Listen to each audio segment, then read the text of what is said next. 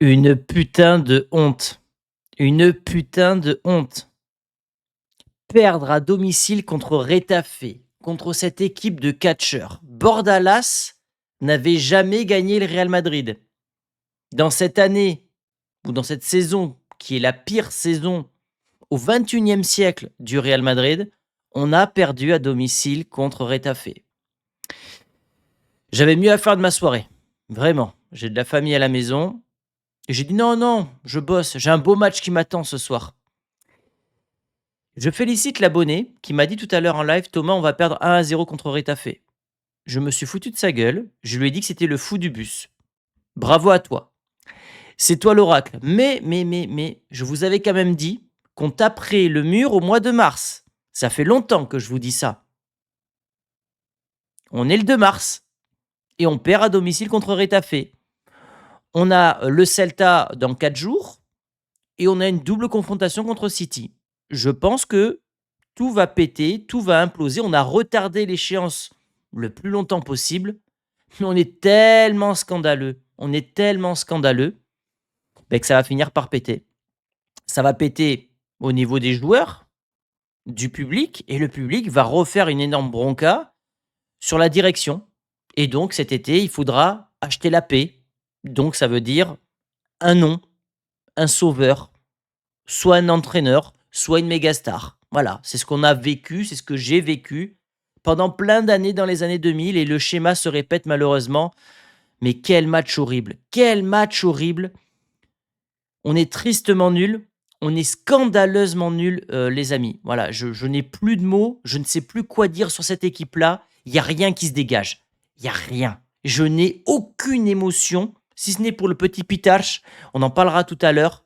Mais quand je vois qu'on loupe des occasions comme ça, qu'on prend une reprise de volée pleine lucarne, est-ce que vous pensez là, Tchouaméni, putain, on va en parler de lui. Est-ce que vous pensez que cet homme-là, il est en panique? Est-ce que vous pensez que Pep Guardiola, ce soir, il est en stress? Pep, il se dit: «Là, cette année, c'est tarif. C'est tarif. On leur en met 4 à l'aller, 4 au retour». Je comprenais pas les cotes que j'avais regardées il y a quelques jours. Je dis: «Bon, OK, City favori sur la double confrontation, je veux bien, mais City favori au Bernabéu, je comprends pas». C'est eux qui avaient la vision, hein, c'est pas moi. C'est pas moi. Non, franchement, c'est même pas inquiétant, c'est démoralisant. Là, j'en suis à un point où je suis fataliste et je vous l'ai dit, hein, depuis longtemps, il faut qu'on tape le mur pour que ça aille mieux derrière. Donc on sait que la saison, elle est fichue. Faites jouer les jeunes, testez des trucs, testez le petit Pitalch. La saison, elle est fichue, on le sait. Ils se sont auto-sabotés avec Xabi Alonso, ils n'ont pas défendu l'entraîneur, on le paye aujourd'hui parce que ces joueurs n'ont pas travaillé. Ces joueurs sont surcotés pour la plupart. Pour la plupart. La direction a été, est complètement déconnectée de la réalité. Et aujourd'hui, on a un club qui est nul à tous les étages. Au niveau du staff médical, qui n'arrive pas à détecter des blessures. Au niveau de la direction, qui ne sait plus quoi penser, quoi faire, comment diriger, etc. L'entraîneur qui est un pantin qui ne sert absolument à rien. Et des joueurs qui sont la honte et qui ne méritent pas vraiment de jouer sous ce maillot-là. Ce qui fait qu'on peut le dire, moi je pense qu'aujourd'hui la Liga est terminée. On a 4 points de retard face au Barça. On a un Classico à jouer au Barça. On a la réception de l'Atlético Madrid à la fin du mois. Donc voilà, là d'ici 15 jours, la saison sera terminée. On n'aura plus rien. Plus de Ligue des Champions, plus de Copa del Rey, plus de Liga. On va se faire chier pendant 3 mois en attendant le mondial et des recrues.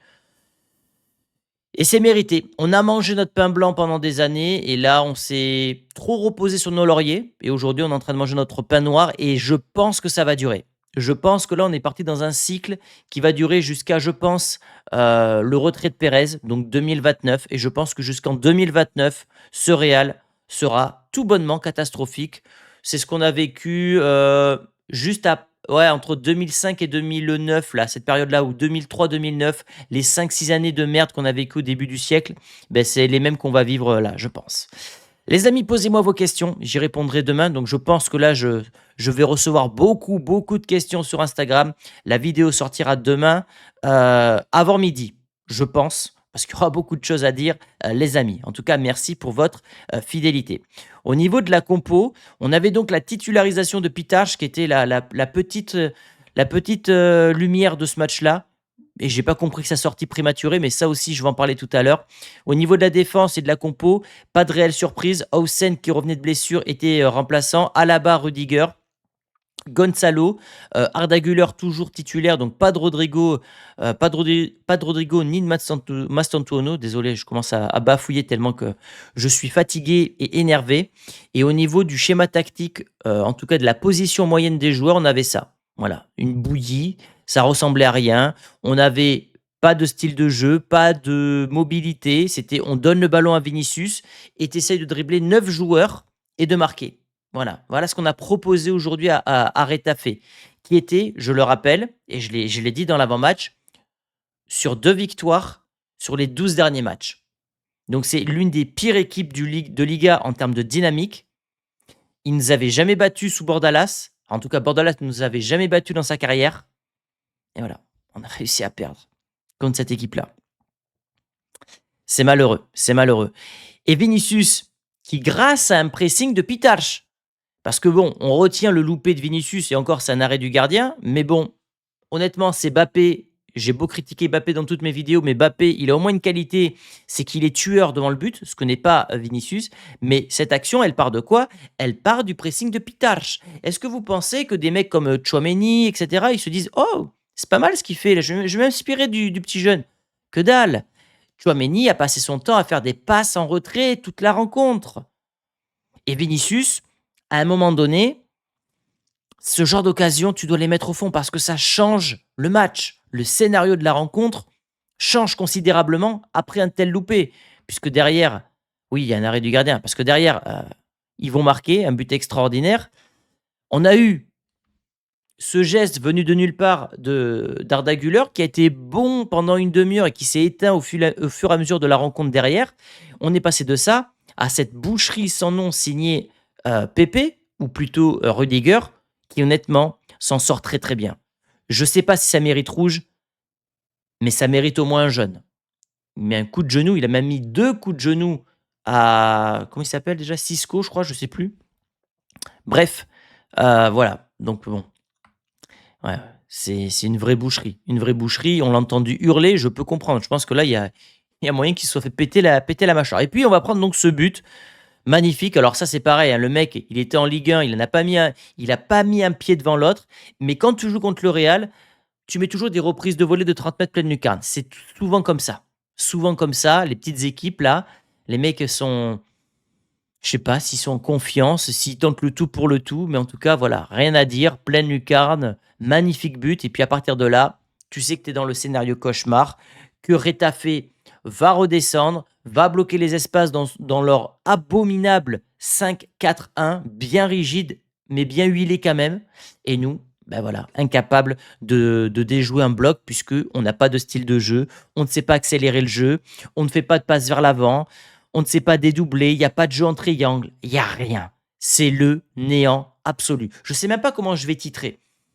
Je sais même pas comment je vais titrer. Parce qu'en fait, j'essaie de me renouveler dans les titres, mais au bout d'un moment, j'ai plus d'adjectifs pour parler de cette équipe-là.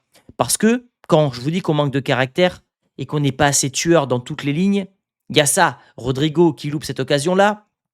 3 minutes après, on a Hausen qui met pas la tête parce qu'il a peur de cogner le poteau. Et puis derrière, on a Mastantuono qui tacle, je vous l'ai mis tout à l'heure, mais qui loupe la balle. En fait, on est des agneaux. On est trop gentils. Et en fait, le truc, c'est qu'on a toujours, enfin, on a connu pendant 10 ans un Real méchant, qui savait souffrir, qui aimait souffrir, mais qui gagnait parce que c'était un Real qui avait du caractère. Aujourd'hui, on a des agneaux, ils sont tous gentils. C'est limite, ils s'excusent quand ils taclent. Je ne me reconnais absolument pas dans cette équipe. Et certains diront que je suis à chaud, et c'est sans doute le cas, mais j'ai pas souvenir d'avoir vu un Real aussi nul, un Real qui ne dégage aussi rien. Alors, il y a eu ce Real, je crois, 2018-2019 qui n'était pas bon, mais on n'était pas au Bernabéu. Enfin, si, on était au Bernabéu. Quoi? Non, on n'était pas au Bernabéu, puisqu'on était au stade Alfredo Di Stefano, puisqu'il y avait déjà la reconstruction du Bernabéu. Il y avait ça qui jouait. On était un Real post-Ronaldo, avec Mariano en 7. C'était triste à mourir, mais il y avait un peu de vie. Il y avait du Benzema, Il y avait du Ramos, du Kroos, du Modric. Il y avait un peu de vie quand même. C'était pas un beau Real, mais il y avait un peu de vie. Sinon, je pense que c'est le pire Real au XXIe siècle, vraiment. Et pourtant, j'ai connu des Reals avec du Emerson, avec du Gravesen au milieu de terrain. Mais au moins, Gravesen, il charcutait les mecs. Il allait au charbon. Là, aujourd'hui, on est nul, mais en plus, on fait rien. Mis à part Rudiger qui, parfois, sous un coup de folie, met un high kick ou met un coup de genou. C'était une soirée un peu UFC. Mais voilà, très, très déçu, encore une fois. C'est même pas déçu, je suis très en colère. Je suis dégoûté. Voilà, j'ai du dégoût envers cette équipe-là. Voilà, j'ai pas d'autres mots à vous partager malheureusement. Arbeloa qui s'est complètement trompé encore aujourd'hui, notamment dans ses changements. Tu fais sortir Pitarch, honnêtement, le seul mec qui apporte un petit peu de mouvement, qui presse. Ovation d'ailleurs pour le jeune Pitarch, évidemment, et c'est logique, parce que le public n'est pas dupe, le public est connaisseur, le public a des yeux et de l'expérience. Ce jeune-là apporte un truc. C'est pas le Pedri, c'est pas le nouvel Iniesta, évidemment. Mais c'est mieux que Kamavinga, et c'est mieux que Arda Güler, et c'est mieux que Tchouaméni. Largement. Donc des choix qui sont prévisibles, c'est-à-dire qu'en fait, on savait qu'il allait sortir le jeune parce que c'est en termes de statut, c'est beaucoup plus facile de sortir un jeune que de sortir un cadre. Voilà, tout simplement. Et on va voir ce qu'il va dire. On va découvrir tout à l'heure sa conférence de presse si j'ai un peu de temps. Pitache, il fait partie des tops. Voilà. C'est pas un match exceptionnel. Je lui mets un 7 sur 10. Et je pense que c'est le meilleur de la rencontre. Pour vous dire les notes, j'ai hâte de découvrir d'ailleurs les notes demain dans Marca. S'il y a un joueur qui a 2 étoiles, je pense que le seul, ça sera lui.